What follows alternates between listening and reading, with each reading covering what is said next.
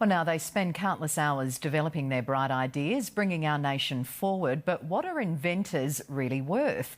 Well, according to WorkCover, not a lot, as one Adelaide's award-winning inventors found out. And as Paul Macon reports, his peers are so incensed they're just not getting the respect they deserve.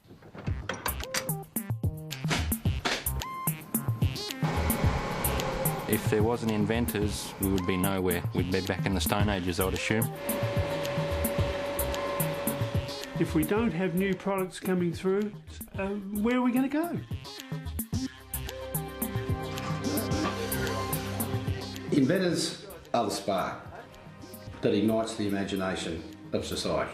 That's what inventors are. Necessity might be the mother of invention, but it can also lead to the mother of all problems. People have got to remember, inventors are the ones who start all new products. We wouldn't have a car if it wasn't for an inventor. Without us inventing things, we wouldn't be even sitting on a chair today, wouldn't be in a house, wouldn't be using knives and forks. Just the list goes on and on. So why don't we value them more? I haven't had a pay rise in 10 years. Take John Ettridge, for example, an Adelaide award-winning inventor. John came up with an orbital engine back in 1969, 3 years before the Savage version from WA. There's been heaps of others over the years, but now he's invented the Gemini electric motor and generator. Because you're using both sides of the energised coil, you in fact got two motors in one, but you're only drawing the current that you'd use for one motor. And with the addition of scoops and a shield on this common old air extractor, it becomes a wind turbine for generating electricity.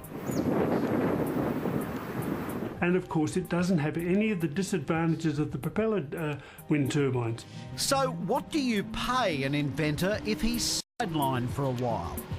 Well, when John, who runs his own company, was injured on the job, he expected WorkCover to compensate him properly. John, what's an inventor worth according to WorkCover? $76.92 a week, and that equates to $1.50 an hour. A forensic accountant from WorkCover came up with that gem. Even though the forensic accountant said I was in fact a working director, they're even arguing now that that is not the case, that in fact I don't even work for my own company, and of course I'm the only employee, so I'm hoping you guys can find the fairies down the bottom of the gate that are apparently doing all this work for me. Yeah, I would take that as an insult. To give a ridiculous figure like that on the potential of someone that could contribute to the economy in the form of millions is ridiculous. It is the inventors that do everything for us, isn't it? So really they should be worth a bit more than that, I think. His fellow inventors are outraged their calling is not getting the respect it deserves. I mean, people develop, which means that they're continuously building on something that's already been invented, while an inventor takes something that's never been in existence before and makes it happen. Gary McMahon, along with his mates Nathan and James, invented BaitSafe, something rats and mice will hate. This is the BaitSafe base, which can hold pellets. This is the BaitSafe spike, which can hold blocks. And this is BaitSafe in place.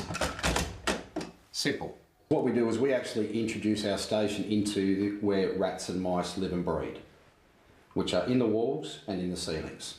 If you hook two heavy wheelie bins together, it should be twice as heavy, but it actually makes it 10 times lighter. The last time we saw Mark Bradshaw, he'd just invented multi-bin, a back-saving way of carrying out two full bins. The second bin's supporting the weight for you, so it's not making it heavier, it's just allowing the weight of the first bin to tip over and stay there. And that light bulb over his head has gone off again. He's now invented multi-bin tow, particularly handy for hills dwellers. If you've got a 300, 400, 500 metre driveway even, you're going to need something to help you. You can't walk out that far all the time. And the multi-ball. It bolts straight on your ride-on mower, and it will fit on a quad bike as well, so you can tow your two bins to the road with your ride-on mower. For every invention, there's 10 or 12 companies that are involved. And that money needs to be spent, otherwise the product doesn't come to market. And people like John Ettridge will surely have to send his inventions overseas because he can't survive on thin air. certainly not on $76.92 a week anyway. And before we go, we just had to ask about that BaitSafe footy version. I think that might have been Gary's idea that came up with the football colours. Have you got permission to do that? No, You haven't got permission to use those colours? no, but they're not exactly the same. You've changed it slightly. Yeah, we're inventors. Now, WorkCover has won a court case against John, so that offer of $76.92 a week still stands, but John will be appealing the decision. Paul Macon with that report.